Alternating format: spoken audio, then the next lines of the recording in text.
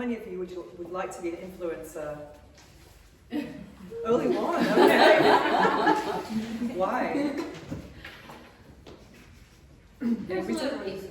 No reason. Personal reasons you can tell us later in the bar.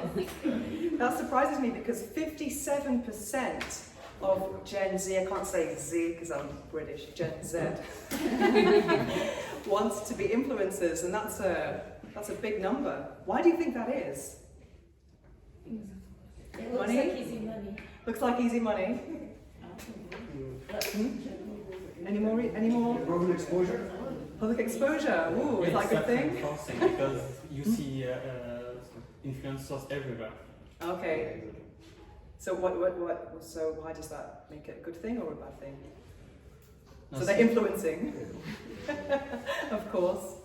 Today I wanted to share with you the dark side of being an influencer. Dun, dun, dun. I've been a content creator for 15 years, a very long time, and it came about in an accidental way for me. So I've lived the highs and the lows.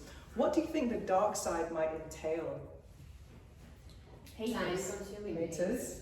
And then anyone? The way it makes it hard for a private life. Okay. It's vulnerable. It's vulnerable. Okay. You're exposing yourself. You can't hide behind a logo. It's always you. You're in front of that camera. Yeah, your personal brand. You're the product. Yeah. You're the product. Yeah, you're the product for sure. I wanted to share with you the 3 worst things about being an influencer, the dark side of being an influencer, according to my experience. And you've already touched on the things actually. The first thing I'd like to share with you is privacy. Because privacy, you might not think it, but the more public you become, the more sacred your private life becomes. I recently read the book Green Lights by Matthew McConaughey. You know this book? You know Matthew McConaughey, right? Yeah. This book is amazing, and he said that when he started getting very famous in Hollywood, I think his mother invited a film crew to his house to see the bedroom he grew up in and all of this, and he was like, Mom! He didn't speak to her for several years after that, and he said, loose lips sink ships. And that's something that I've been very concerned about, especially when it's people who are in my private circle of friends, and when they start telling people that I don't know private things about me, and that person can go to my Instagram and say, oh, I know that about her, I know that about her. Because for me, it's very important when you are a content creator to have this line of knowing what is sacred and private and to never go past that line. However, for people in your world, your friends and family, they might not be aware of where this boundary is. So for me, it makes me want to confide less in people that I know, unfortunately. And that's very sad because you become very vulnerable. We already mentioned that word, vulnerable. But the reward of the visibility, you have to kind of know what you want to talk about and in what way. The second thing I want to talk about, which no one mentioned, is creator burnout. Yeah, so you're nodding? Any have experience of this? Yeah. Yeah? Okay. Because everyone to some degree is an influencer. Sorry? Creative boredom. Okay. So lack of inspiration. We can always ask ChatGPT for ideas. But creative burnout is very hard. I mean, for me, every single year, I do Vlogmas. Do you know what Vlogmas is? No. So it's on YouTube. You upload every single day of December until Christmas. And influencers do it just to promote Christmas stuff and get people to consume. But the great thing about doing daily uploads is that you get very comfortable in front of the camera, and it's really good for the algorithm. But sometimes it comes to a point when you have these brand deals and sponsorships that you might not feel like putting makeup on and putting the lights on. Sometimes I'm in my hoodie with no makeup and I just want to write. I want to do something else. I don't always want to be seen, because that's a big myth about being a content creator. You don't always want to be seen. It's nice to have some anonymity at some point.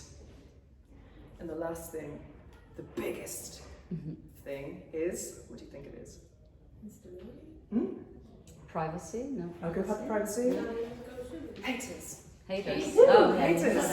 You know, it's really interesting because many people I know who have this voice that they want to share online, they don't do it because they're afraid of haters. But if you don't get haters and trolls, it means you're not successful. So it's time to embrace the hate and really take it with a pinch of salt. as long as it's constructive. Sometimes it's not constructive, but there's a famous saying, I think it's by Anais Nin, which is, we see things as we are, not as they are. So for me, sometimes I read these comments and I'm kind of ha ha ha ha.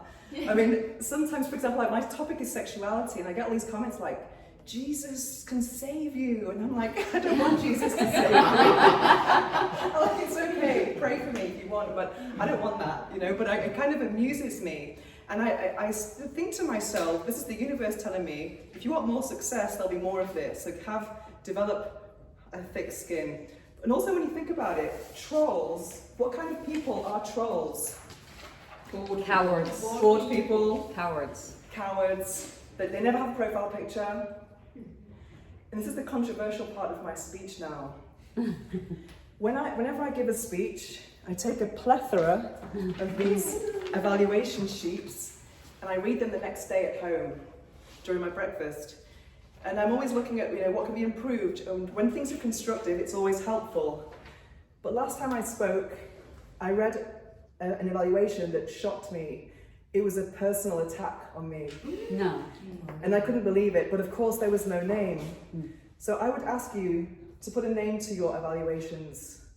It's very important. It's very easy to, when you watch football, it's easy to look to be in the audience, look down at the field and say, he's so stupid, he didn't kick the ball. But when you're on the stage, on the field, it's a very different perspective. And that requires some kind of empathy. So constructive criticism is always welcome. Personal attacks are not always welcome, never. And own your evaluation. I'm always happy to learn how I can improve, because that's why we're here. Anyway, given that, I would like to share with you that I absolutely love being an influencer, and I hope to influence you all in a very positive way.